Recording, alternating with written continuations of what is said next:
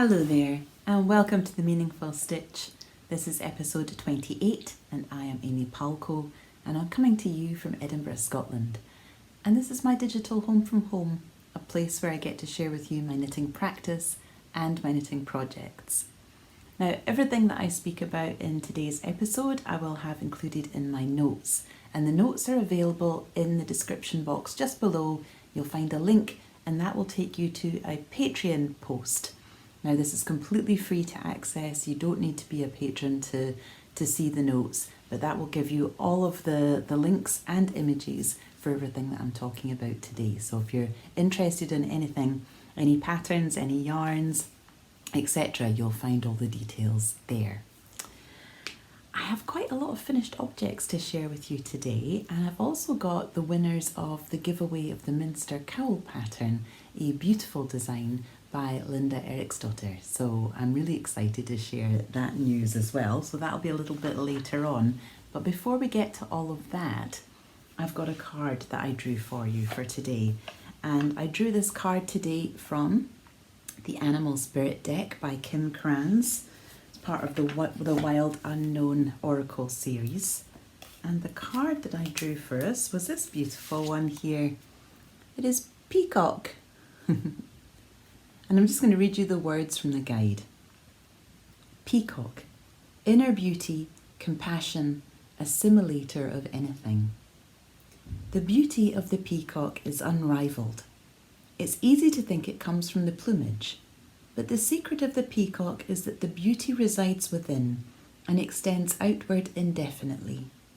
This adept creature can assimilate or digest all experiences in life, so it does not harbour resentment, conflict, or past pain within its psyche. The peacock type is extremely rare. Not many of us have reached this advanced level of acceptance of the self and of others. When in balance, confident and kind. To bring into balance, meditation. There we go. So this is the peacock. So, all about inner beauty. Well, I think I've got a lot of beautiful things to share with you, and I'm really excited about that. But before we begin on all of that, I'll just share with you what I'm wearing, which I think is a beautiful garment. It is an older garment for me. I knitted this quite a few years ago now. It's the Nurtured sweater by Andrea Mowry, and I knitted this in Drops Bell, which is a DK linen, viscose and cotton blend. And in fact, I've got the yarn to show you. Oh, what did I do with it? I did have it. Ah, there it is. Here it is. I found a ball of it in my stash. It's quite an interesting yarn. I'll see if I can get a close up on the. You can see that it's plied, and the slightly different colour of strands within the yarn itself. So this colourway is cherry, and to be honest, I'm not entirely sure I chose the best yarn for this project, and I'll tell you why. This pattern, this texture on the fabric is made by slipping stitches with holding your yarn forward. And so I'll just come forward to show you here. So you can see that we've got this yarn being held forward for these stitches. And it creates this really beautiful all over fabric. But the problem with cotton, of course, and linen is because they're plant fibres, they don't bond together, they don't stick, unlike perhaps an alpaca blend or a wool blend or really any animal fibre blend. That's much more likely to stick together. And because this cotton doesn't stick together, it means that these strands are all still sitting outside of the front of the fabric, which means they get caught. So every now and again, in fact I found one just before, I get little pulls in the fabric and in the stitches, which I have to fix. There's another one there. So, but overall actually it's borne up not too badly. This is a sweater that I wear an awful lot throughout the summertime because it's very lightweight. It's very easy to wear. There's a lot of positive ease to it, which you can see. I'm pretty sure that I would have knitted the size 3 because I often knit size 3 in Andrea Mowry, but if it wasn't 3 it would have been a 4. But I think it was a 3 and I think it's stretched. Again, because it is knitted in a linen cotton blend. And so there is a little bit more stretch, I think, in these kinds of fabrics. They tend to grow. And I think that's what's happened to this as well. But again, it makes it a very easy piece just to throw on over the top of a dress. And it keeps me warm, but not too warm. And it's a good cover up in the summertime also. So I quite like it. It's a comfy, cozy one. So that's what I'm wearing, but what have I finished? Well, as I said, I've got quite a few finished objects for you today. The first one is the Peated Whiskey by Thea Coleman. And you'll notice I'm not holding it up to show you, but I will pop an image of it here. And you'll see that my daughter is wearing it because this was a beautiful cabled cardigan that I knitted for my daughter. And I knitted it up in Holst Super Soft in Slate Grey. Now, Holst Super Soft, I've spoken about it a lot. It's a favourite one of mine, I would say. I have quite a lot of it in my stash, quite a few cones. I held it double, and that's because this yarn is really pretty fine. That said, it blooms a lot once you wash it and dry it because it's actually got a lot of spinning oil and excess dye in it. It is an unwashed yarn. So it really does puff up quite significantly in the washing process. It's a 50% merino, 50% Shetland blend. I know some people don't find it particularly super soft, and that might be because of the Shetland content. But I really like a woolly wool, and this is a soft woolly wool in my opinion. I certainly find it that way anyway. Also, because it does seem like a lighter, finer weight yarn, even holding it together, knitted at a relatively open gauge when it was washed and blocked, the fabric really bloomed, but that still maintained the lightness of the fabric. So it's very light, it's very warm, it's very cozy, and it has amazing stitch definition, which I think you can see in some of these photographs that I took of my girl wearing her cardigan when I gave it to her, which I gave it to her on Easter Sunday. So I really wanted to get it completely finished and washed. And in fact, I was still sewing the buttons on when she arrived for Easter Sunday lunch. So I did get it finished in time, thank goodness, to give it to her because she wanted to wear it to her work. Because she started working in a kilt shop, so she wanted to be able to wear it and look smart, but also to stay cozy too. So I think it's been serving her pretty well. You'll see too that it's a longer version of the cardigan. There are two versions, a longer one and a shorter one, and I knitted the longer. I think it's maybe about 14 inches? Well, maybe it must be longer. Up to the arm, because you knit it from the bottom up, and it's knitted in the flat. It's not a steeked cardigan, it is knitted in the flat, and the pattern actually recommends that you mark out your cable repeats with stitch markers, which I did, and that certainly helped keep me on track, and I would recommend that as something that you might want to try as well. The cable repeats on the whole were very easy to memorize, and I felt like I got on pretty well with that. The only pattern repeats that I struggled with were the two front panels, and they were a little bit more complex, so I quite often had to refer back to the chart to find out exactly which parts of the cables were going where. But the rest of it was all pretty intuitive actually. And I really enjoyed doing the cables, particularly so because I wasn't using a cable needle. And there's some great video tutorials that you can find online on YouTube where people show you exactly how to do that process. But when you're using a particularly sticky wool, it's really very easy, because basically what you're doing is you're rearranging the stitches off your main needles and then putting them back on the needle and then knitting them in a new order.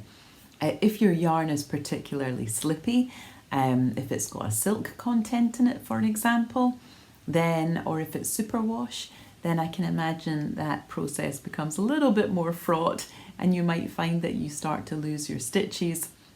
But when you're using a yarn like the Whole Super Soft, it's relatively straightforward.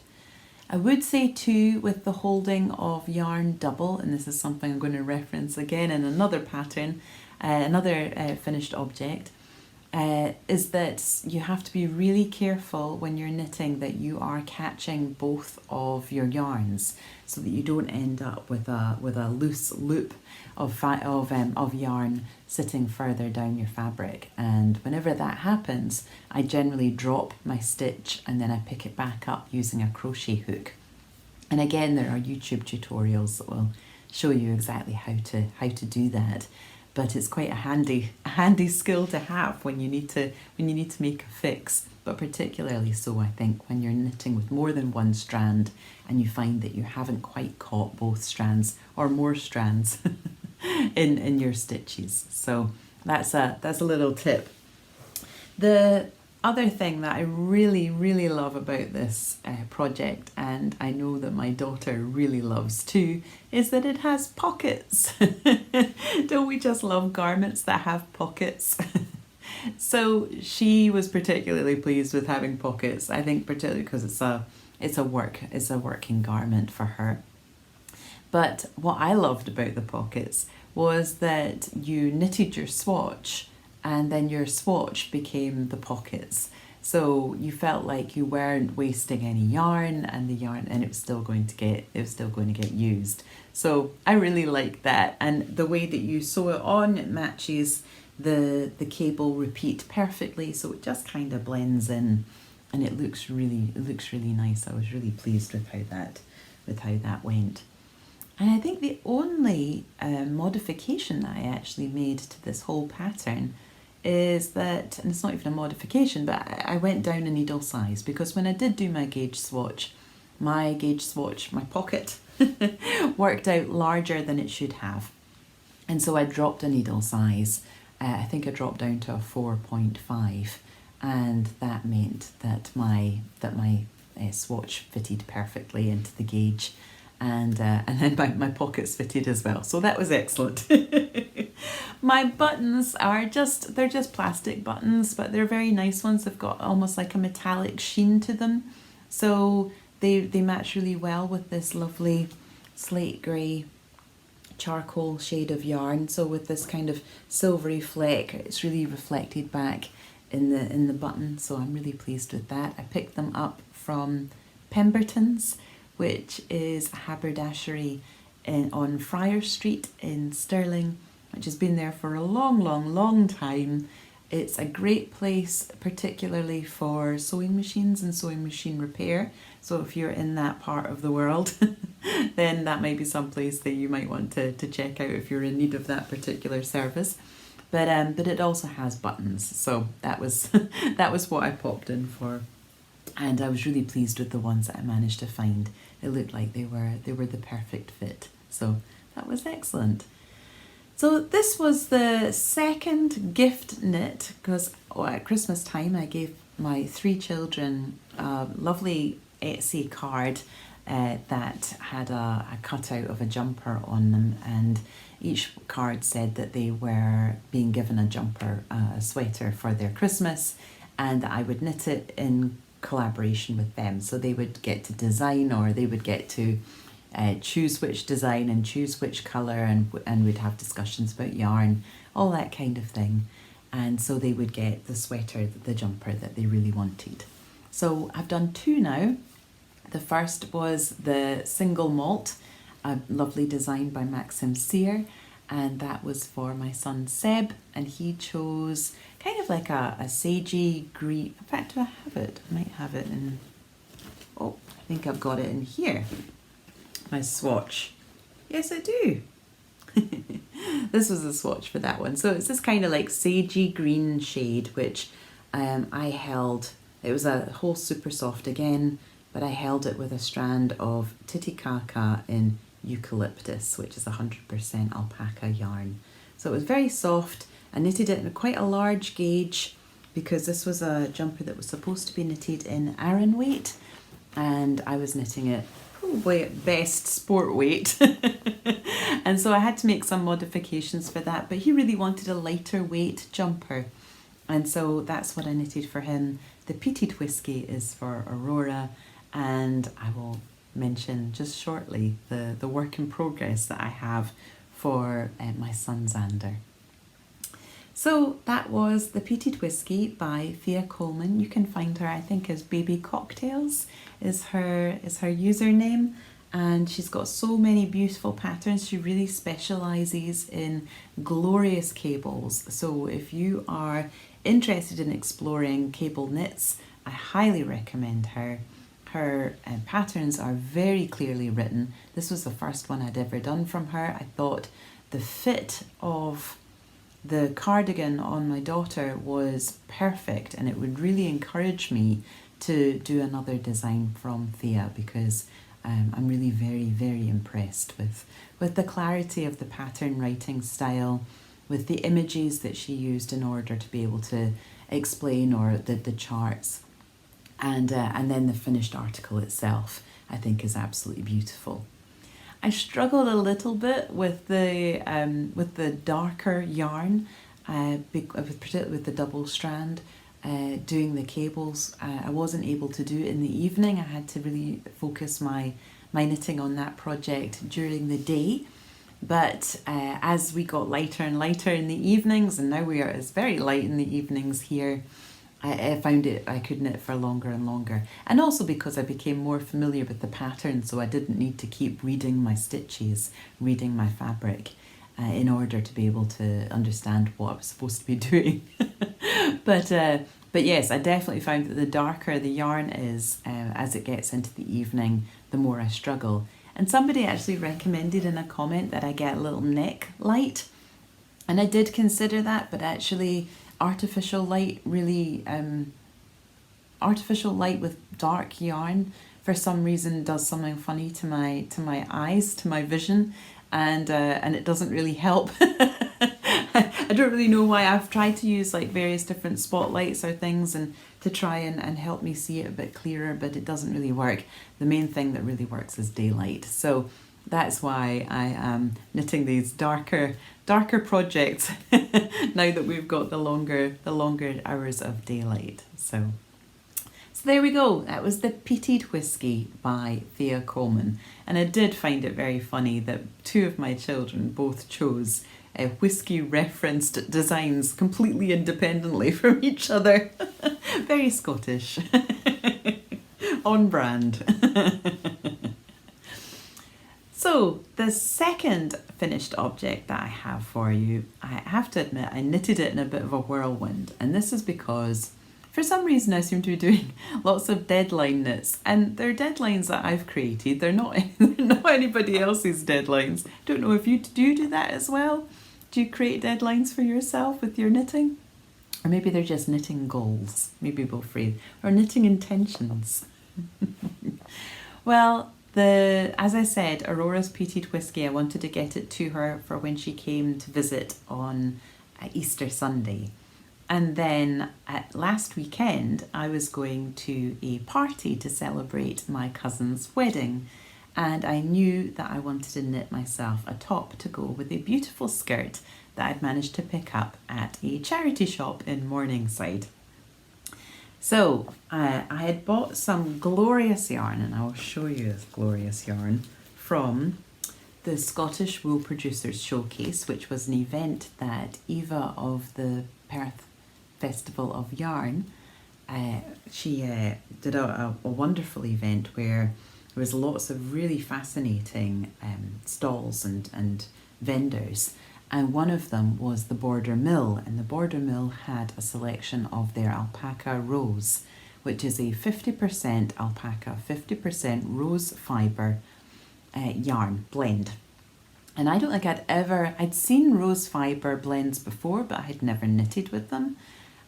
But I would absolutely recommend this yarn, particularly for those, if you have like an ethical objection to using silk, then I think that this could absolutely be your replacement for that. It's not vegan because obviously it's got alpaca, and I know that the vegan yarn is you know, all plant fibre or plant fibre alternatives, but this does have animal fibre in it, but the silk content or the silky content is actually made from rose stems, rose fibre. And these are some of my colours that I bought.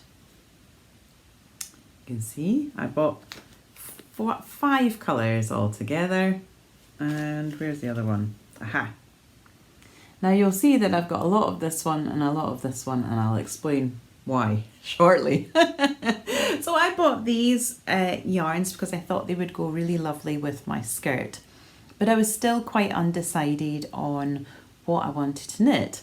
I wondered if I should knit another rocket tee, which I have knitted one before. If you go back 1 episode, 2 episodes, you will see my rocket tee by Tanis Lavallee, which is a design that combines fingering weight with a lace weight mohair. And I was going to be combining all of those beautiful alpaca rose fibres with this yarn here, which is a Suri lace weight by Blue Dot Yarn, which I picked up at last year's Perth Festival of Yarn. And this colourway was made especially for that event, and it's called Moon Age Daydreamer. And so I wanted to combine that. So I thought a rocket tee would work. And then I thought that an Elton by Joji Locatelli would work in the same kind of way, because you've got these solid stripes of the 4-ply and the transparent or the less opaque stripes made with the mohair, or in this case the suri. However, I eventually decided that I would go back to The Shetland Trader, this beautiful book by Gudrun Johnson, which came out I think at the end of last year, and which I absolutely love.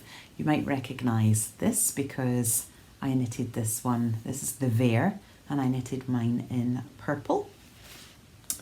And the other pattern that I really liked the look of was this one here, and it's called the Maywick. And you'll see that it combines lots of different colours and stripes. Well, it combines 4 different colours, and I had 6. So that took a little bit of figuring out, if I'm completely honest. I struggle to see patterns as they're represented in charts. And you can see that this is kind of the way that the colour is represented, and I really struggled to see that, how that would actually look in the fabric. It was only once I started knitting it up that it made some sense to me. My friend Jen really helped me to try and figure out my colour placement. She is very good at pattern spotting when it comes to things like these. So she really helped me figure out where exactly I could put my colours in order to get a similar effect, but to use all of these beautiful colours of alpaca rose fibre that I had bought. You can see these lovely images of the Maywick.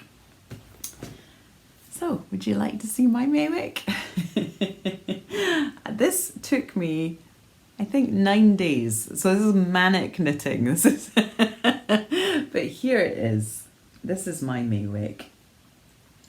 I have made a few modifications, which I'll speak about in a second. But just look at the drape of it. It is so beautiful. It's got a lovely sheen to it from the rose fibre. I love my fluffy yarn stripes because it almost looks, I think it looks like a seam of opal, which is entirely perfect actually, because all these colours are named after precious stones. So we have ruby, sunstone, chrysoberyl, chalcedony, Pacific opal. There you go. Wow, I remembered them. So you are recommended to knit this with negative ease. I am a 40-inch bust. I knitted the 38-inch bust in order to get 2 inches of negative ease. And that just means that the garment is then smaller than my own body measurement by 2 inches, which means that it's going to hug me rather than sit off the body. So this has got lots of positive ease.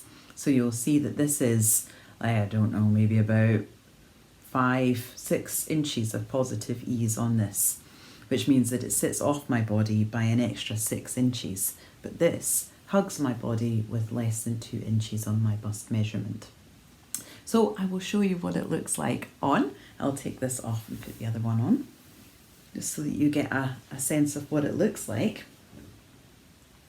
As I said, I was knitting this to a deadline because I really wanted to wear it to the party, which I did, and I'll tell you more about the party a little bit later.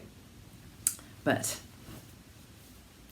this is what my Maywick looks like. So you can see it's hugging the body, but it's not super tight. But because of the lace, I think it really responds better to a bit of negative ease. You can, of course, knit this with positive ease. There's nothing to stop you from doing that. It is all about trying to create garments that you really love to wear and really fit in with your personal style and your own aesthetic. And this really fits mine.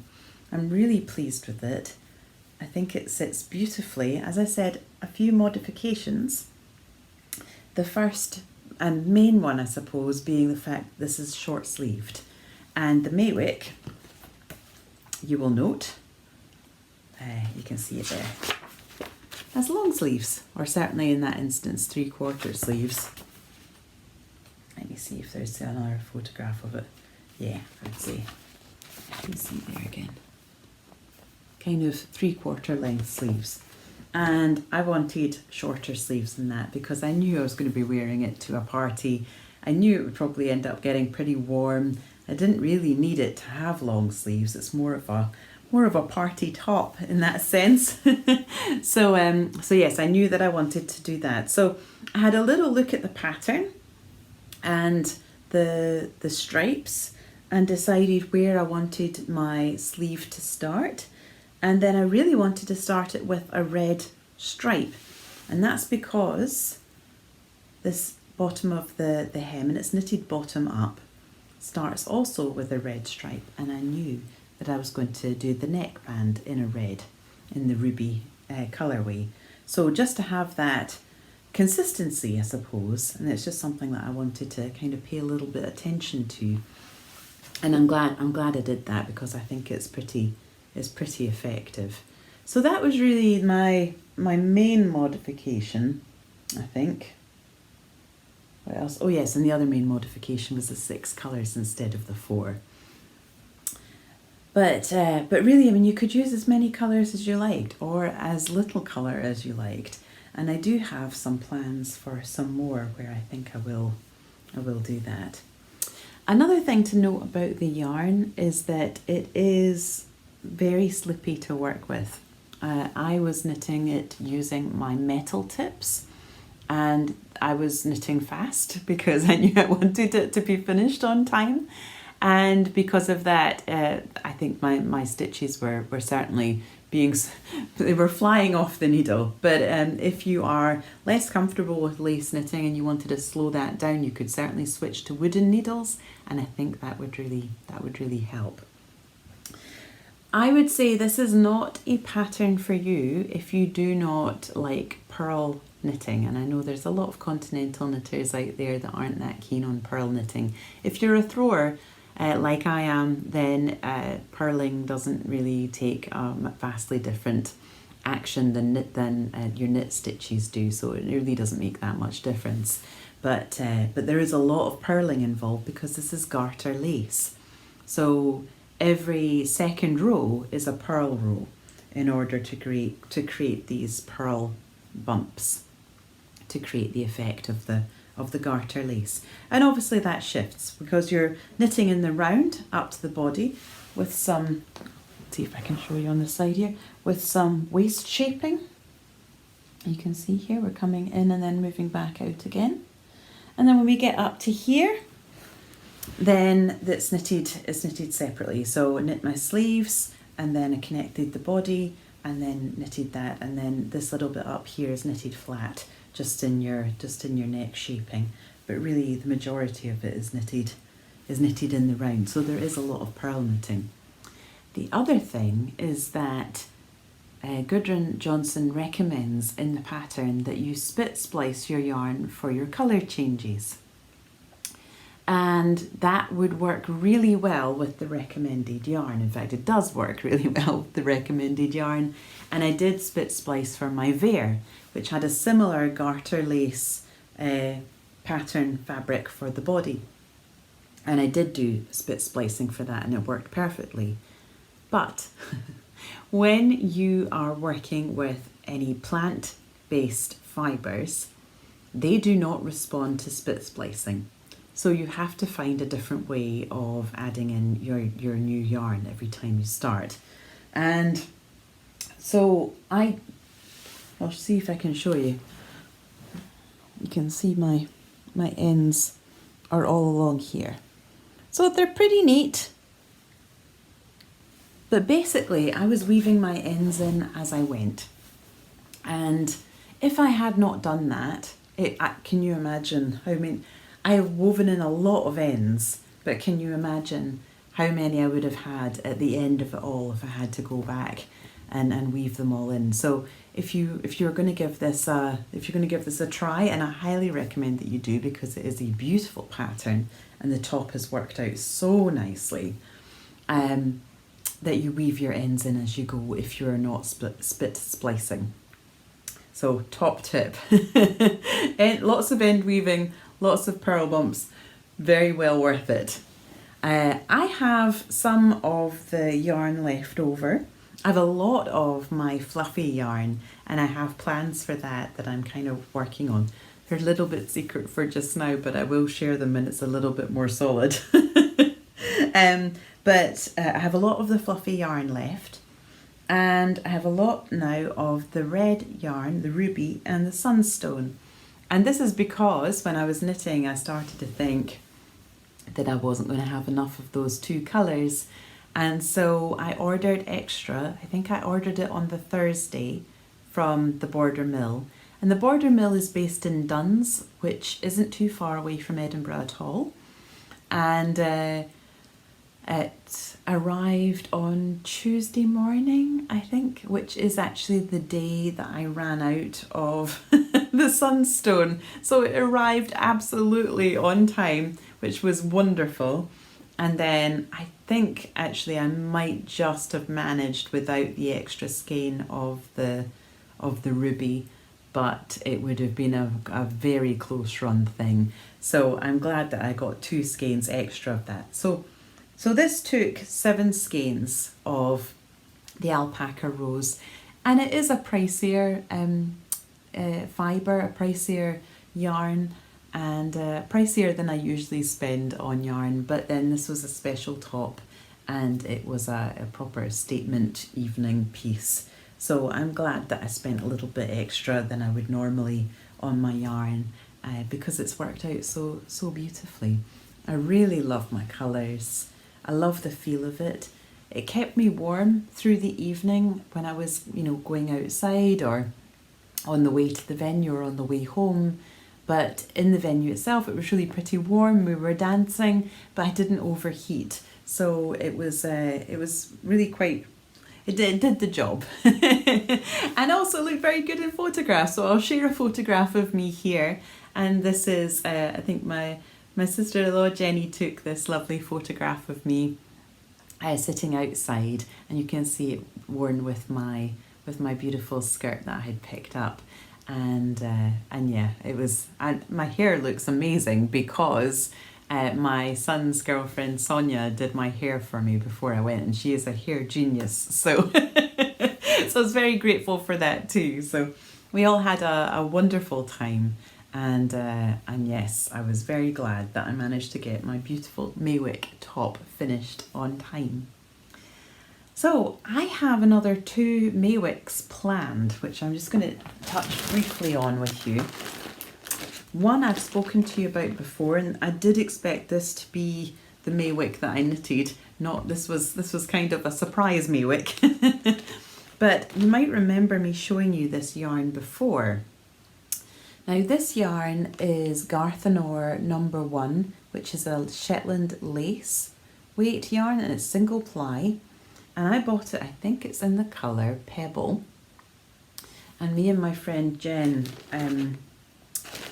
we used some acid dye, and we turned my 4 skeins of Pebble into this fantastic grassy moss. It's like moss, isn't it? It's like absolute moss green. And I've been sitting with this yarn for the longest time. I mean, we did this pre-pandemic, and not really knowing exactly what I wanted to do with it, but I am going to knit myself a Maywick with long sleeves, and I'm going to use this skein of mohair throughout, so to create like a mohair stripe, in the same way that I've used this as a suri stripe, although this will feature a bit more because that's going to be my only 2 colours. This is from Ching Fibre.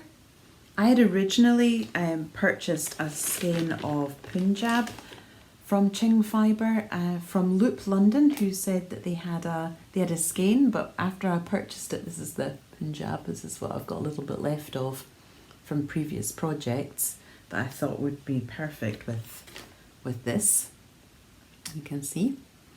But unfortunately, Loop were unable to find the skein, and so they did find a couple of skeins of Palko, which is quite a similar colourway. It's got much less of the neon brights, certainly, that the Punjab had, but it's still very pretty. And so they asked if it would be okay if they could swap that skein for the Punjab, and I said yes, of course. So so I got that. So that's going to be another Maywick.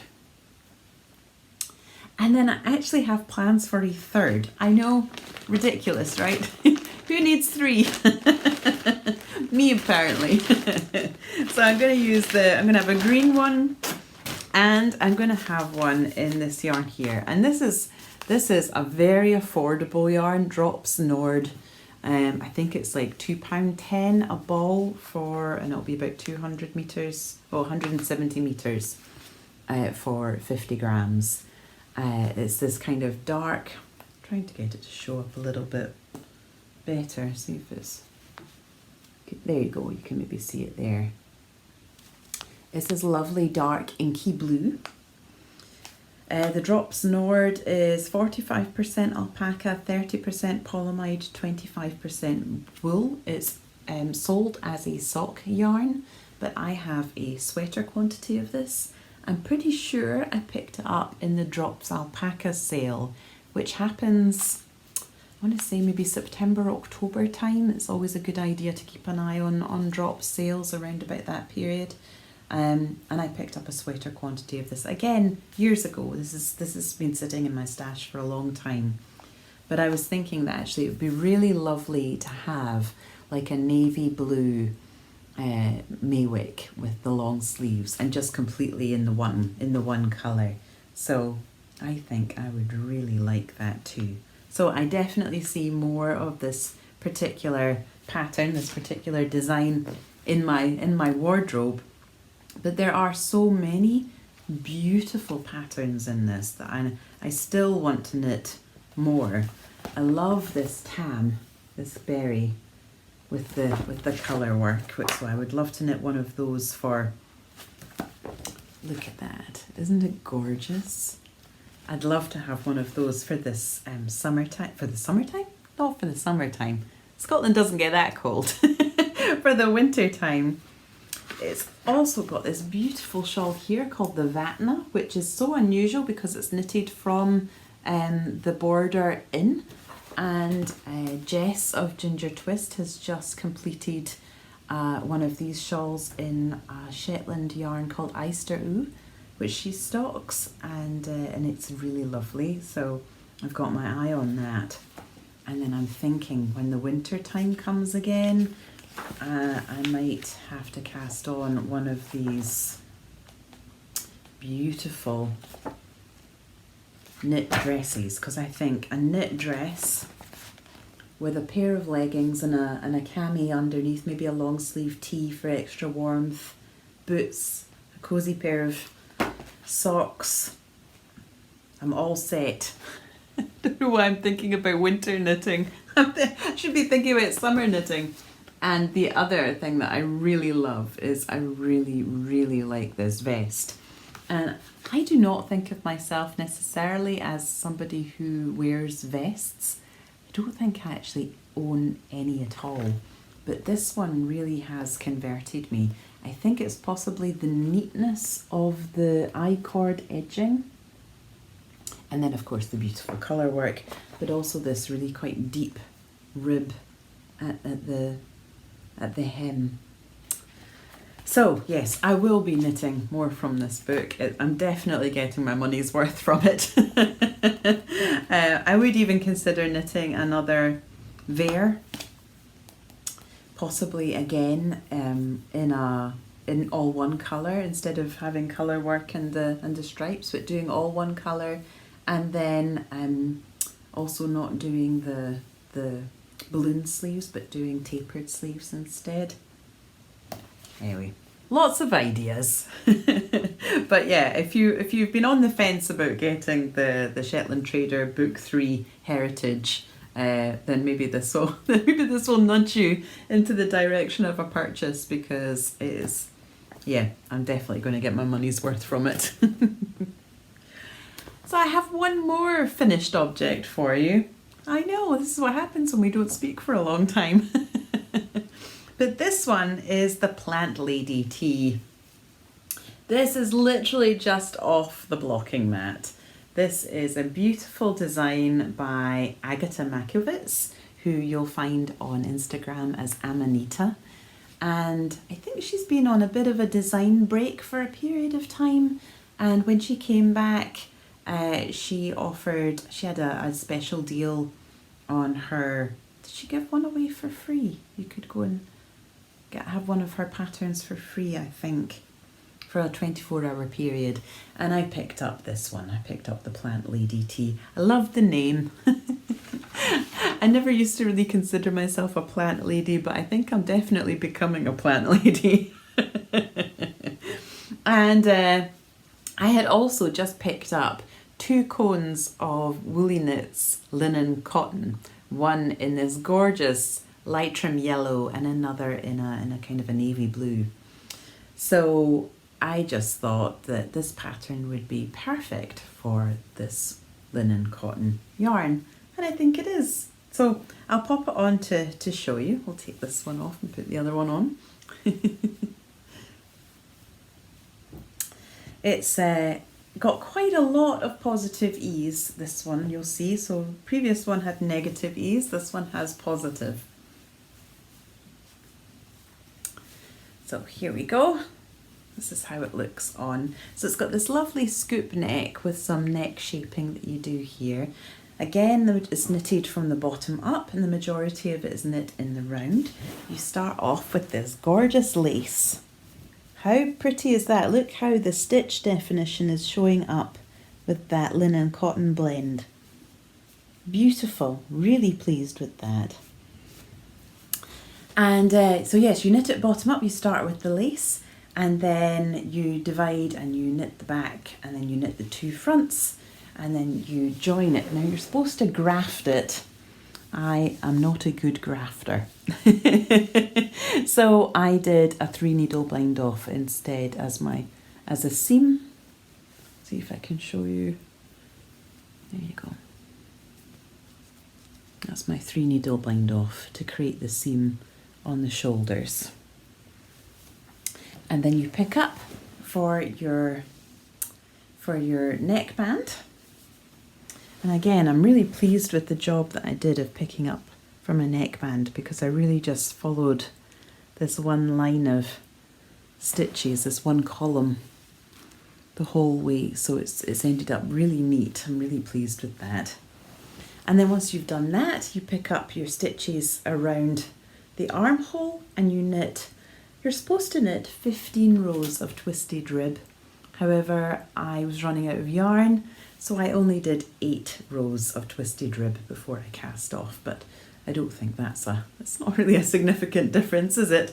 It keeps slipping off my or my top of my dress keeps showing here, but I'm not sure I would necessarily wear it with this garment underneath. I'd probably wear it with a cami or something in my jeans. So that's how I'm imagining wearing it anyway. But it would certainly go on over the top of some of my linen dresses and things in the summertime too. So I love this yarn. It was a 300 gram cone from Woolly Knit. They've literally just brought it out in the last month, I think. And I picked up 2 cones immediately on the day I think it was released. And it is a lace weight yarn. And I will show you how much I have left from that garment. This is what I've got left. It's 5 grams. So out of a 300 gram cone, I have 5 grams left. I knew that I was going to be cutting it fine. After a wee while, I knew that there was going to be a bit of an issue with it. And so I think it was supposed to have 14 inches for the body, from the lace border to the armpit, the division for your front and back. And I knew I was cutting it a bit fine, so I did 13 inches instead of 14 inches. And like I said, I did 8 rows instead of 15 rows, just to make sure that I was going to be able to complete the whole garment. But this is the yarn here. It is a lace weight yarn, so I held it double. And again, like I said, with the whole super soft slate grey for the peated whiskey, there were a few times when I had knitted and I hadn't caught both strands in my stitches, so then I just dropped the stitch down and then picked it all back up again using a little crochet hook, and that worked fine. But I was really trying to be quite attentive to it. I'm just looking at it now and seeing this is the first time I'm wearing it, because it literally just dried overnight. But you can really see these kind of this pooling almost that's happened, and that is because it's, well, what did I note down? It's 60% linen and 40% cotton slub. So you can see that it's these 2 plies. You see that? One is the cotton, one is the linen. I think the linen is the darker and the cotton is the lighter. You see that? So when you're knitting with it, it's not always completely consistent, which is just fine. I mean, this is, that's just the nature of this particular yarn. And that's had this effect, which I really like actually. I think it looks beautiful. I love the way it looks. But yes, that's what causes that. One 300 gram cone will give you 1,740 meters. So like I said, I knitted mine double, so that meant that I had to wind off the yarn into cakes that looked a little bit like that, but bigger, a lot bigger, off the cone. Because obviously if you're going to knit something double, then you need to have two ends, and with a cone you've only got one end. So the way that I do that, and I just wanted to show you this because I have had to do that with the whole super soft slate grey as well. So I have this, and this is a kitchen towel dispenser, which I think I got for, I can't even remember now. So I want to say £8, but I don't know if that was right. Might be £5. From Flying Tiger, which is, I think it's a Danish brand. We've got quite a few of them in various different shopping malls around Scotland. I'm pretty sure it's probably UK wide. But it's very inexpensive, and it's got a whole range of lots of different things in it. So basically I saw this and thought that would be perfect for my cones. So what I do is I pop my cone on it like that. I find my end, she says. There's my end. And then I have my ball winder here. And I attach my ball winder to a table or a stool, and then I hold this in one hand and I wind it with the other. and that's how I create my little cakes of yarn off the cone, which then allows me to hold it double. So that's what I did for this, and I used, as I say, almost all of it. I do really like it. Like I said, it's got a lot of positive ease, and I would be tempted to knit maybe the next size down, which would give me less positive ease, and I might knit myself another one, and that would actually mean that I could add another inch to the length of it, so it would have a little bit of a different look to it. I knitted the size, I knitted the third size, which gave me 7 inches of positive ease. The pattern actually recommends 8 inches of positive ease, but really this is plenty for me. I don't think I would want any more. I would feel like I was drowning in my knitting. So I'm pleased with how it's worked out. It feels very comfortable, and this I think must be it's the second then of my summer knits of the season. And I've been thinking quite a lot about summer knits, and I want to do a special episode on summer knits, and that will be coming up really soon, I think. So I'm excited to share more about that with you. But yes, this is the Plant Lady Tee by Agata Makiewicz, and she has lots of lovely other patterns too, particularly a few nice summer tops too. So if you're in the market for some summer knitting, then you might want to check out and see what she's got. So there we go. That's the Plant Lady Tee. Gosh, well that was all of the finished objects. I'm going to have a slurp of water. Now, perhaps because of all of these finished objects, I don't have a lot of works in progress for you at all. But what I do have are in here because I took them to knit night last night. So, the first thing I'm going to share with you is this. Now, this is a tiny swatch, but you won't really see it very well. And it is in black yarn. Oh, there you go. I think you can kind of see it a little bit. This is going to be the Albion by Michelle Wang. And she designed it for Brooklyn Tweed in Brooklyn Tweed Shelter, which is a worsted weight yarn. I am knitting it, surprise, surprise, in Holst Super Soft in black. And this is the jumper that I am knitting for my youngest son, Alexander. Now, he told me back in January that he wanted a black jumper. And I knew that I wasn't going to be knitting it until this time of year because, like I said, with the darker yarns, I really struggle to see what I'm doing without good quality light, good quality daylight. So this is me casting it on now. His is the 3rd out of 3. And I'm actually really impressed by this yarn and the tension. I'm holding it double, and Holst Super Soft, I think, has 287 meters per 50 grams. Brooklyn Tweed Shelter has 140 meters per 50 grams. So, and I'm holding this double, so it's really pretty close actually for meterage. And the needle size was recommended for the main needle was 3.75 millimeters, and so I've knitted my swatch up on that, and I've actually got perfect gauge.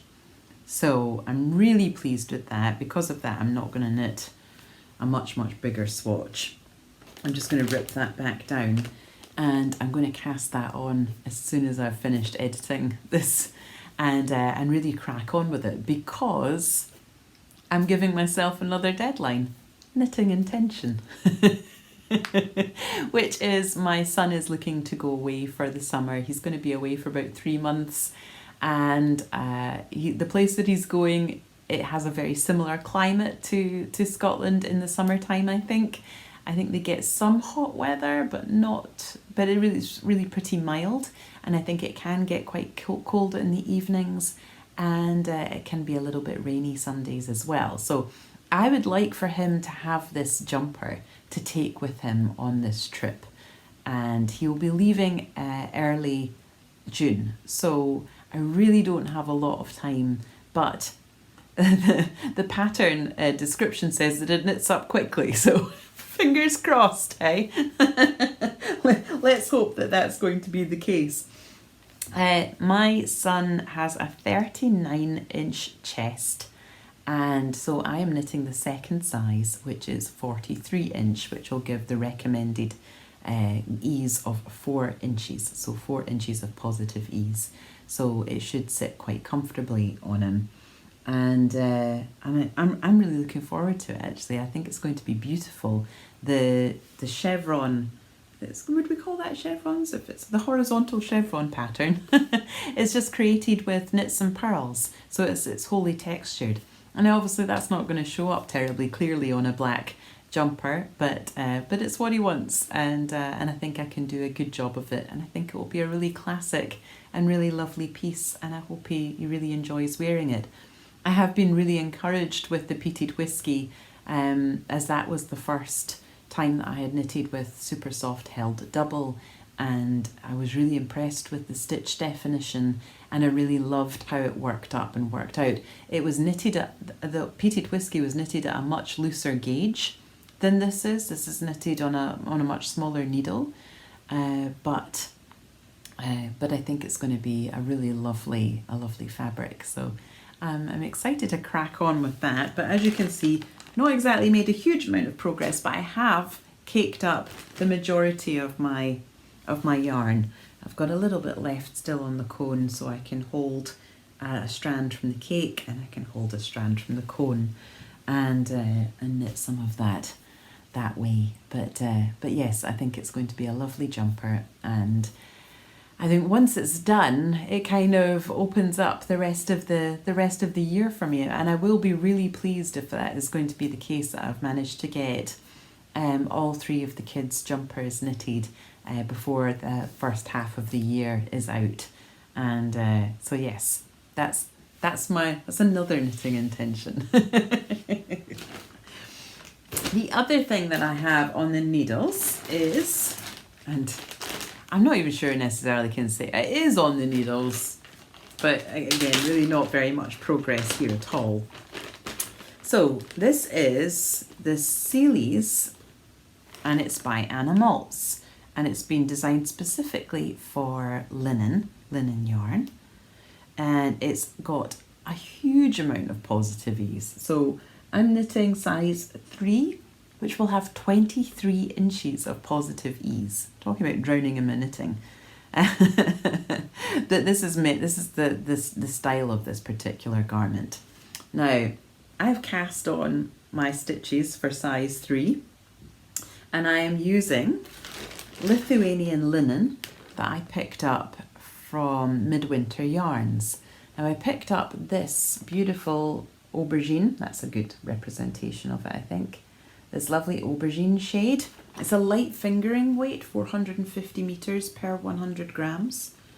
And I picked up this Lithuanian linen from Midwinter Yarns at Perth Festival of Yarn last year, and it's in the hot pink colourway.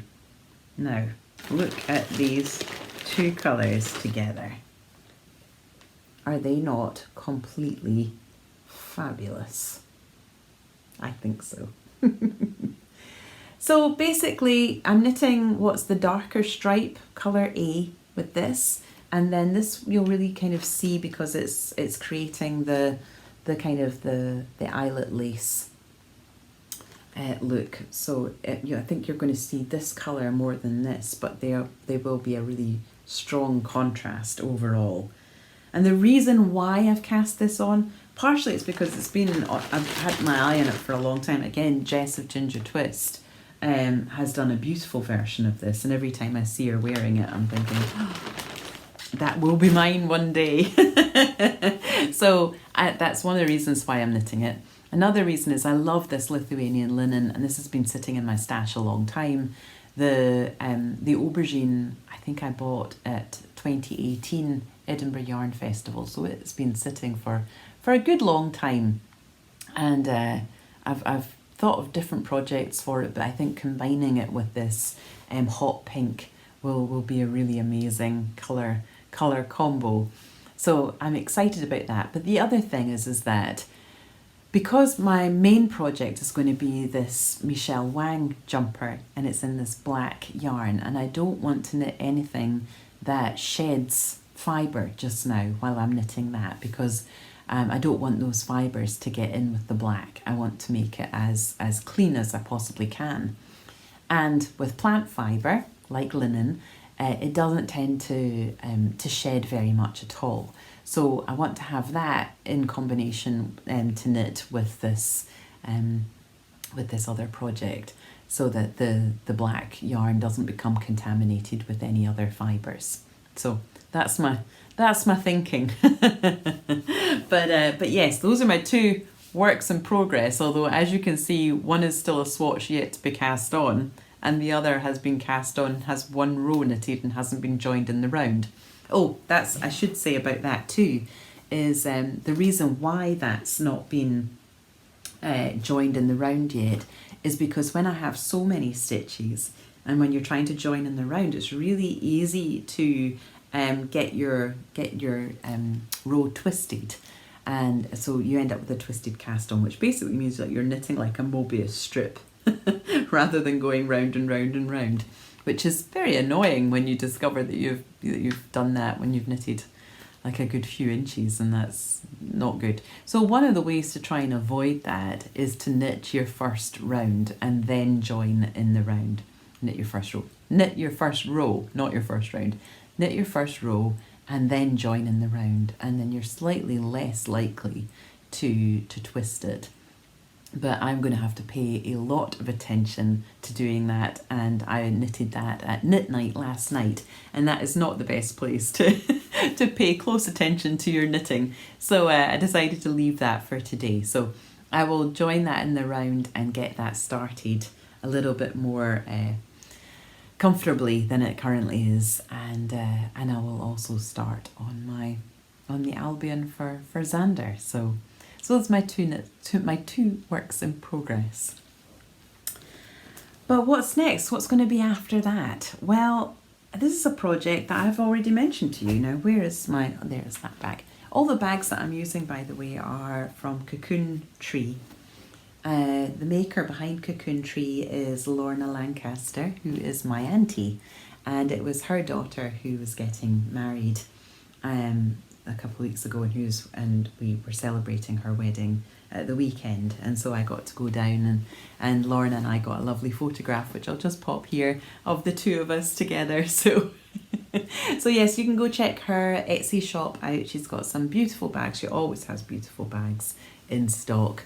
I highly recommend the quality of her making. Her sewing is really exquisite, second to none. So yes, in this particular Cocoon Tree bag, I have the yarn for my next cast on, and I will be desperate to cast this on. But again, the reason why I'm not casting on is because I don't want the fibres, I don't know if you can see, from this beautiful Massam BFL blend to get mixed up with the black yarn.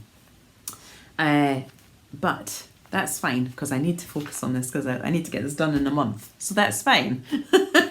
And I will have this on in my queue for as soon as I finish. But I have a skein of Massam Mayhem 4-ply from Ginger Twist, and this is the same blend, but it's from the Knitting Goddess. So that's my main colour, and my contrast colour is going to be, trying to fish them out here, all of these gorgeous mini skeins, which I picked up from Edinburgh Yarn Festival back in 2019. Oh, two more. There we go. So there's 12 of them all together. It's rainbow colours, and it's kind of beautiful muted shades. As you can see, same yarn base as the BFL and Massam. And this is for my Minster cowl, which is a beautiful pattern by Linda Eriksdotter, who is just the loveliest person.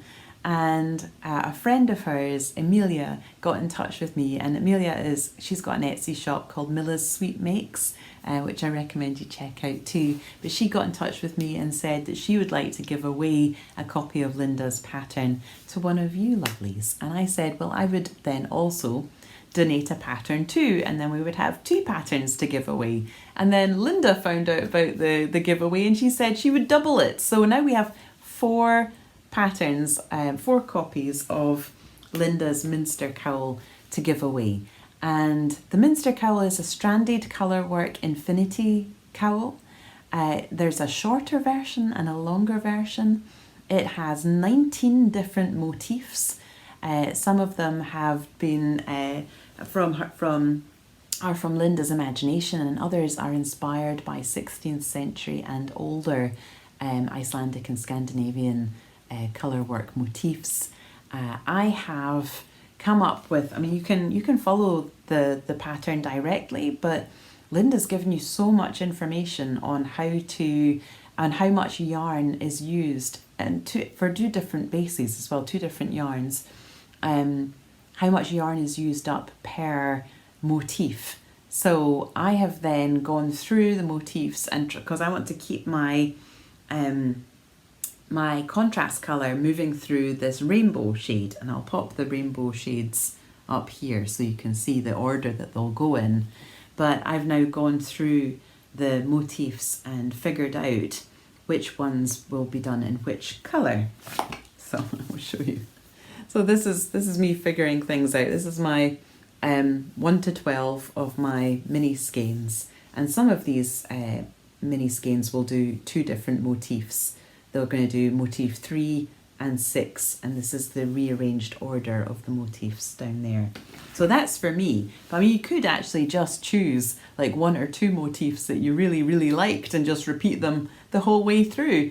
You can use this to use up your scraps, or you could, knit it in 2 colours only. It's really up to you. But it's an incredibly beautiful pattern, so highly recommend that you check it out. However, I have drawn our giveaway winners. So if you are one of the following people, you will not have to buy a copy of this pattern. It will be sent to you. Okay, so the winners are Charlotte Kia, who says, and I had asked people to share what they were celebrating. So Charlotte Kia, she says she's celebrating her wonderful father, sister and family as they embrace the springtime and hope for peace. So that's Charlotte Kia. Congratulations, Charlotte. Then I have Anne Bigelow, and she says, today I'm most thankful for my good health, my friends and family, and especially my husband. He's my anchor. He keeps me from getting overwhelmed by the currents and eddies of life's constant change. Beautiful. Then we have Dolores Jackson, and she says that she is celebrating spring as it unfolds here in North Carolina and watching things that we planted start to grow and thrive. We're on a garden tour this weekend, and I'm so looking forward to celebrating spring in other gardens. And lastly, Virginia Sattler-Reimer. Congratulations. She says, we are celebrating getting a better, tidier work from home space set up.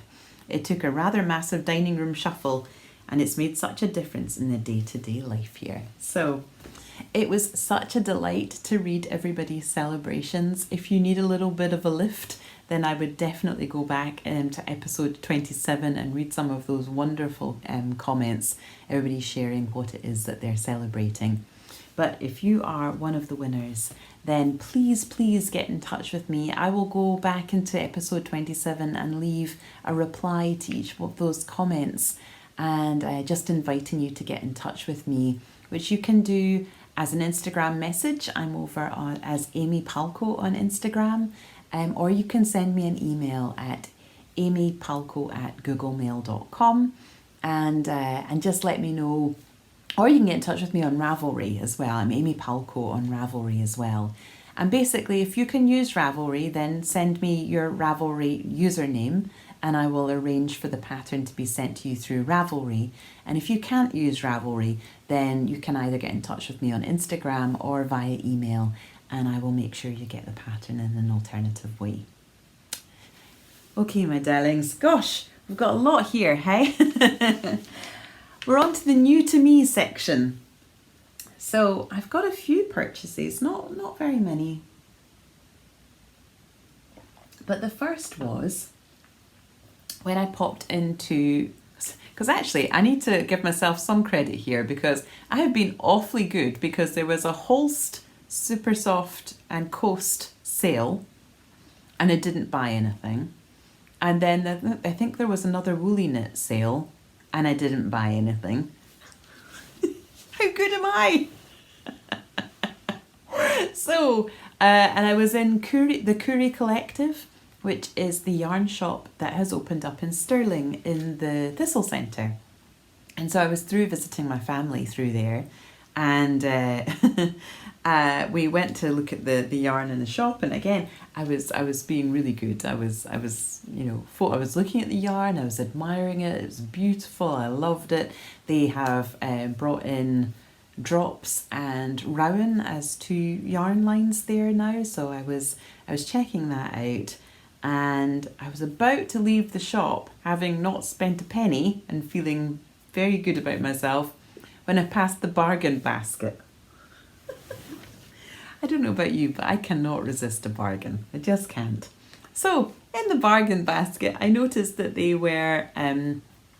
had discounted West Yorkshire Spinners fleece, and they had some of the Jacobs DK for sale. So I picked this up, and I think I got it for £4.20 a skein. So I bought 5 skeins. It is 225 metres, which is 246 yards per 100 grams. It's reared, sheared and spun in Britain, and it's this beautiful natural, kind of like a browny grey shade. Like a smoky beige. Or like a mushroom. I think it's quite a mushroom shade. Now, as you know, I don't actually wear a huge amount of natural coloured yarns. I know some, it smells so good, so I'm just going to sit and sniff my yarn. I don't wear a massive amount of natural shades. I'm really excited about the natural Massam BFL because I'm matching it up with all of those gorgeous mini skeins, and I think you really need to have that natural neutral shade to really offset all of those rainbow coloured minis. But for this, my intention is to dye it. So I am going to have a dye day with Jen, and we are going to go through our stash and pick out the yarns, the natural yarns that we've got that we want to experiment a bit with, and this will be something that I experiment with. So I'm excited about that. I think that's really cool. And speaking of Jen, she also picked up a couple of balls of Holst Titicaca, which is 100% alpaca, and it's a lace weight yarn, so I think you get 400 metres. Yeah, 400 metres per 50 gram ball. This is the colour Eucalyptus, which you might remember I mentioned holding it with the Super Soft for Seb's jumper, my first jumper that I knitted for my kids this year, the single malt. But I only had one ball left, and I had this much of a second ball, so I broke into that one. But she bought me another couple of balls because I want to hold it with this incredibly beautiful yarn, which is Nutiden, and it's in this lovely, see again, quite a sagey green, although it's like a fresh sage. I'm not even sure how you would describe it. I think the colourway was called Tuna, and it's that unspun roving, which is what Nutiden is famous for. It's like Plotalope, but much, much softer, I would describe it as. And I received an incredibly generous gift from Marianne over in France. Hi, Marianne. And she sent me 3 plates of the Nutiden in that colourway, and a little bit of the salt, a little bit of the white as well, which you can see here. But I want to knit myself something, and I'm thinking it might be the Felix jumper by Amy Christoffers. Is that her name? I think so. Which has got the lace detail on the raglan, and I was thinking it would be nice to knit that in the Nutiden, held with a strand of the eucalyptus. You can see the two together here. Now, I know some people like to knit this double, but I didn't think I was going to have enough to get a whole jumper if I knitted it double. I think I've got about maybe about 270 grams, maybe. And I know some people like to knit it with mohair, but I didn't want the fluff factor, and also I didn't want to alter the colour. And I think mohair is wonderful for when you want to paint with yarn, because you can really impact the colour of the yarn that you hold your mohair with. But this is such a beautiful, delicate shade that I didn't want to do that. So I figured if I held it with this, then I wouldn't get the fluff, and it might, and hopefully it'll really complement the Nutiden. So there you go. That's the other thing that's new to me. And then one last thing, and again, I was being so good. I went into Ginger Twist to pick up a set of Hiya.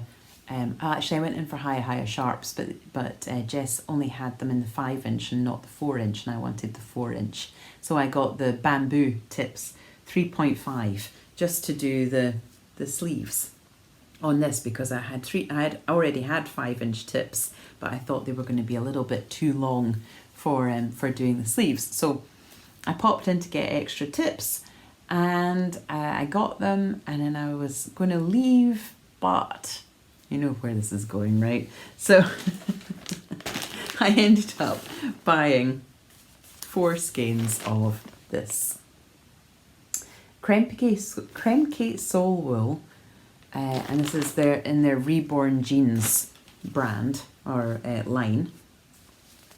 And this is incredible yarn. I'm going to read you the ball band. It says, "Your contribution to slow fashion. This hand knitting yarn has been made with the utmost care and love from 100% post-garment recycled textiles. The yarn has been made to be kind to the environment by diverting old clothes that were destined to landfill without the use of any dyes or harmful chemicals and very little water." So apparently they have it spun by a family-owned mill in India. It's a father-son business. And the shades are all, so this is black denim. And you can get like a lighter grey, and then I think there's like 3 or 4 shades of blue. But that's all, and that's because these are not dyed. These are the shade of the recycled denim fabric. And it is, let me read it. Where is it? Oh, there it is. 70% cotton, 25% polyester, and 5% other fibres. Now, the polyester is actually made from recycled bottles. How amazing is that? It is incredibly soft, like really soft and really lovely. It is 300 metres to 100 grams, which I would say would make it pretty solidly a sport weight. However, it is listed as a worsted weight, which I think is really interesting. So I'll need to knit a swatch and find out what I like, what's the best gauge for me for this particular yarn. But I got 4 skeins because I was thinking that I might knit another White Horse by Caitlin Hunter, but with less positive ease than the other 2 that I've already knitted. Or maybe I should find something else. Does anybody need three white horses? It sounds like a nursery rhyme. But But yes, I think this is amazing yarn. And not only that, I think it was like £5.50 a skein. So, you know, super affordable. And I should say too, this Titicaca I think is about £5 something, £5.60 a ball for 400 metres, compared with if you're buying mohair, well, you can get drops kid silk for about £3.65 I think, and that's half the amount of yardage as you would get for this. So it's really it's a good affordable alternative. And again, this is £5.50, so do love a bargain. I like to keep an eye on trying to keep my costs as low as I can.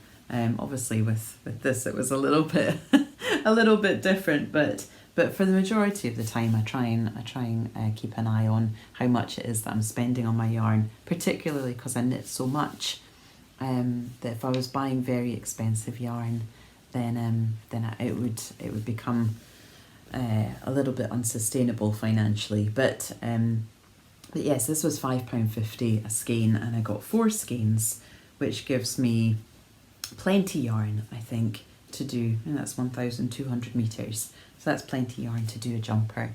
And in this lovely sort of cotton, lightweight, soft, so soft, I think it will be a really nice summer sweater. So there we go. That's what's new to me. Oh no, one more thing. Not yarn, but look at this. When we were down at this party at the weekend, which was in a little town called Sedgefield, they had this really cool little shop which sold all kinds of things, like crafty things and second-hand things, and they had some little they had some plants, and so I bought this little spider plant, and my husband has named it. This is Abigail. Abigail the spider plant. So once I've finished up doing everything I need to today, I'm going to repot Abigail into a larger pot and pop her onto my desk. Because she's a spider plant, I know she's going to send off lots of lots of shoots, and I'm really excited. I'm excited to add her to my little plant family. So there you go. That's also new to me. She cost me £3.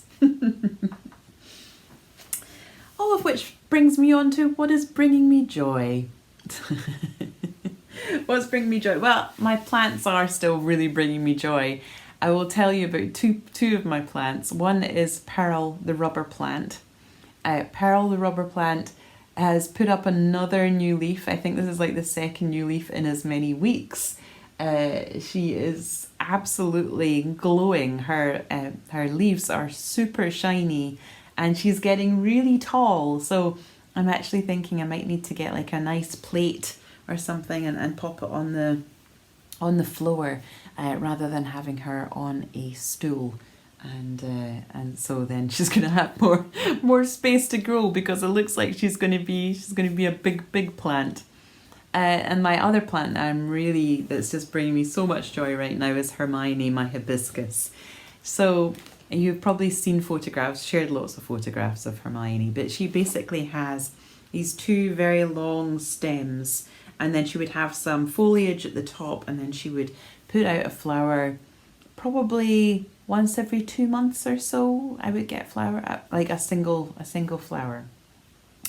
And a couple of weeks ago, we decided to repot her, and she hadn't been repotted since I bought her a good few years ago. Maybe I have had her quite a long time, so maybe 6 or 7 years ago, maybe longer. So we repotted her, and I was really concerned in the repotting process, because I discovered that she really had extended her roots like right out the bottom of the plastic pot, and trying to get the plastic pot off the soil and preserve as much of her roots as possible and then transplant her. I was very concerned that I might have done irreparable damage, so I was a bit sad and a bit apprehensive. But I planted her in a larger pot, and within about a couple of days, actually, she started to push out these green leaves out from the bare stem, like much further down than I'd ever seen them before. And those have really continued to extend. She's now got new leaves all over, and she currently has 1, 2, 3, 4, 5 buds, and one is just about to flower. About a week or so after I had repotted her, one of the leaves started to show some discoloration, and I used an app that I have on my phone, which is called Picture This, which I have to say is not a particularly inexpensive app, but it really did the trick for me. And it's one that I use out in my garden a lot, because I am very much a newbie when it comes to plants, both indoors and outdoors. And I really don't know what I'm doing at all, so I need quite a lot of support and advice. So this app means that I can take a photograph of a plant, and it will not only identify it for me, it will also diagnose any issues with it. And so I took a photograph of Hermione and this discoloured leaf, and I discovered that she had a mineral deficiency. And I was able to identify that it was probably a phosphorus deficiency. And then it was potassium. And so I then managed to find some plant food for her, and it's just basically these sort of solid sticks that you push down into the soil, and you calculate the number of sticks depending on the size of your pot. So I think I had to put 5 sticks of this plant food into the soil. And ever since I did that, her leaves are looking much, much better, and she's looking even healthier than she did before. So she is really thriving. So that's a real delight to see. So making me very happy. Definitely bringing me joy. The other thing that brought me joy was going down to this party at the weekend. Obviously with lockdowns and throughout the pandemic, and a family that lives in various different places, we haven't had an opportunity really to come together very much at all over the last few years. And so this was a complete delight. My parents flew over from France, so I got to see them for the first time this year, which was fabulous. My cousin looked absolutely gorgeous in her wedding dress, as did her lovely husband. Her sister, who was her bridesmaid, and her mum were just dressed in the most gorgeous green dresses. Everybody looked just beautiful, and it was just such a delight to see everybody and to spend time. There was a DJ, and so we were dancing, and there was some outside space as well, so we were outside playing with my nephew, who discovered the moon for the first time, and he's just developing his language, so he was looking up into the sky and going, "Moon, moon," and then looking around at all of us like, why are we not similarly amazed by this amazing thing in the sky? It's a wonderful thing about little children, I think, is they really help us to connect with the wonder and the magic that is always around, but we sometimes forget to pay attention to. So yeah, that was fun. And we went down on the train. It was only an hour and a half in the train down to England. And we went down with our 3 children and 2 of their partners. Aurora's partner wasn't able to come as he was doing a gig in Glasgow that evening. So there were 7 of us. We stayed in a really nice hotel, and the venue, as it turned out, was only 5 doors down. So we got to just wander down when we were ready. It was brilliant. And yeah, just had the best time. Lots of laughter.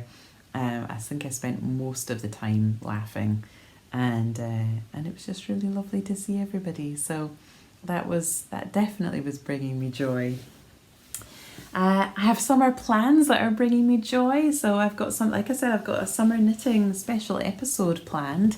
It's going to be in 3 parts, and I'm hoping to start recording that later this week and into next week. So I should have that ready for you before the next regular episode, and I'm really excited about that. So I think you'll be excited too when you see it.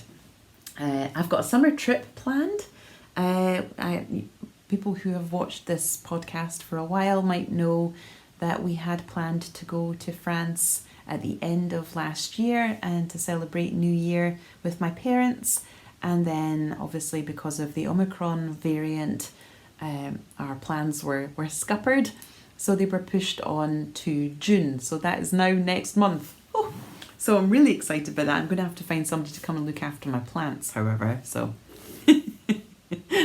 can't let them alone for a period of time. They need some attention. So, but yes, really looking forward to that. Haven't been out of the country since October 2019, and haven't been over to France since the summer of 2019. So, I'm really looking forward to going over there. I think that'll be wonderful. I'm looking forward to spending time with my parents and soaking up some sun and having some good food and good wine and good chat, and that'll be great. And of course I'll bring you with me. So I think what I'm going to try and do is record an episode while I'm over there, and I think that could be a really fun thing to do.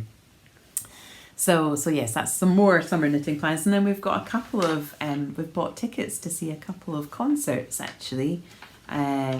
One is Ezra Furman, who's going to be performing at the Leith Theatre, which isn't too far away from my flat at all. It's a wonderful building.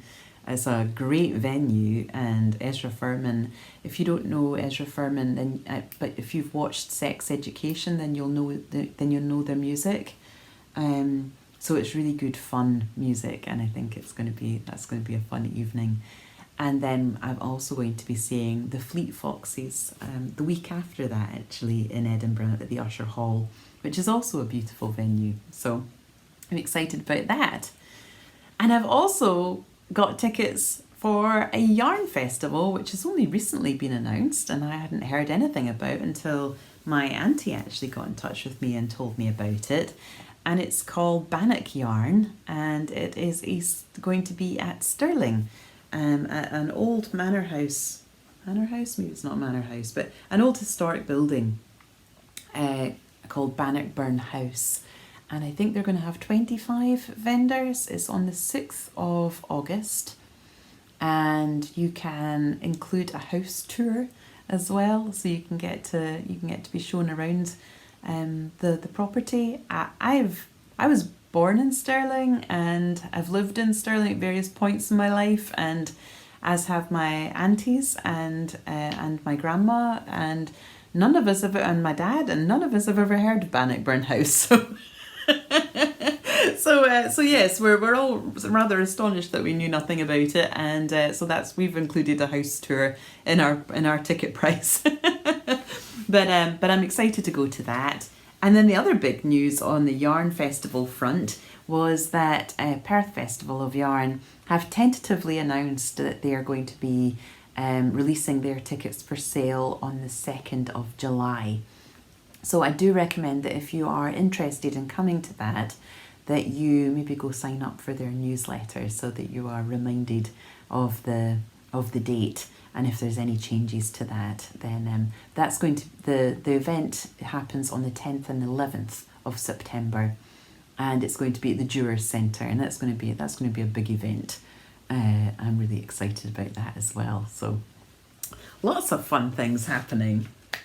Okay, just a few more things. One was that the Wild Unknown that make the Animal Spirit deck, they've also got the Wild Unknown Tarot and the Wild Unknown Archetypes deck, are bringing out the 4th and final one, and it's called Alchemy. It's the Alchemy deck, and Kim Kranz, who is the amazing mind and art behind these decks, said that this is going to be the final one, and she thinks of it as like the grandmother of the 4. So it's going to come out on July the 5th, but it's open to pre-orders just now, and it does look like a really special deck, so I'm excited about that.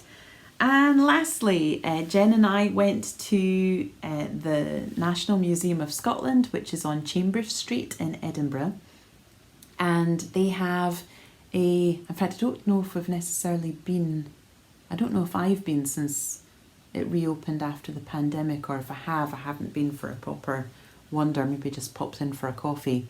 But we went and checked out their fashion and style gallery, and it was really exceptional. I so enjoyed it. If you enjoy fashion and you are going to be in the area, then it's definitely something worth going and checking out. They had clothes from various different centuries. I had just watched Bridgerton, so I was interested in some of their Regency clothes that they had. But they had clothes right up to, you know, super contemporary clothes, including the most amazing outfit that had been made by a College of Art student as part of her graduate show in the last couple of years, that was truly just beyond the beyond. So, and they've got lots of different types of shoes and hats and fabrics and prints, and just, it's a delight. So if you are going to be in the area, then, or you already are in the area and you haven't been to go check that out, then you might want to go see that too. Oh my goodness. Okay, so I didn't think this was going to be that long. In closing, well, we started off with the peacock, didn't we? So I was thinking about this idea of beauty and how we have a very specific and set understanding of it, and actually one that's become really pretty warped through consumerism and capitalism, and how we identify it and how we strive for it, or we're encouraged to strive for it in a variety of different ways. And somebody that I think tackles that in a very good way is Clarissa Pinkola Estes in Women Who Run with the Wolves, which is, this is my copy, it's falling apart and is absolutely scored through with lots of, this is what my copy looks like. It's got lots of parts underlined or notes in the margins, or, you know, etc, etc. But one of the parts that I had underlined speaks perfectly to beauty, and so I wanted to share that with you. So, there is probably no better or more reliable measure of whether a woman has spent time in an ugly duckling status at some point or all throughout her life than her inability to digest a sincere compliment. Although it could be a matter of modesty, or could be attributed to shyness, although too many serious wounds are carelessly written off as nothing but shyness. More often a compliment is stuttered around about because it sets up an automatic and unpleasant dialogue in the woman's mind. If you say how lovely she is, or how beautiful her art is, or compliment anything else her soul took part in, inspired or suffused, something in her mind says she is undeserving, and you, the complimenter, are an idiot for thinking such a thing to begin with. Rather than understand that the beauty of her soul shines through when she is being herself, the woman changes the subject and effectively snatches nourishment away from the soul self, which thrives on being acknowledged, on being seen. So that is the final work of the exile who finds her own, to not only accept one's own individuality, one's specific identity as a certain kind of person, but also to accept one's beauty, the shape of one's soul, and the fact that living close to that wild creature transforms us and all that it touches. When we accept our own wild beauty, it is put into perspective, and we are no longer poignantly aware of it anymore. But neither would we forsake it or disclaim it either. Does a wolf know how beautiful she is when she leaps? Does a feline know what beautiful shapes she makes when she sits? Is a bird awed by the sound it hears when it snaps open its wings? Learning from them, we just act in our own true way and do not draw back from or hide our natural beauty. Like the creatures, we just are, and it is right. So, my loves, I thought what would be a lovely thing is if you would maybe share in the comments with me a compliment that you've received at some point. It could be recent or not, but a lovely compliment that somebody has said about you. And or alternatively, a lovely comment that you have maybe shared about another person, and what was it like to give that compliment and to have it received. So that would be a beautiful thing to read in the comments this time, I think, for all of us. So if you would like to share that, I'd love to read it. I'd love to hear. And yeah, I'm going to let you go now, my loves, because I've spoken for 1 hour and 40 minutes. So wishing you well, wishing you lots of beauty and beautiful experiences in your making and in your life, and wishing you joy as always. And until the next time, take good care.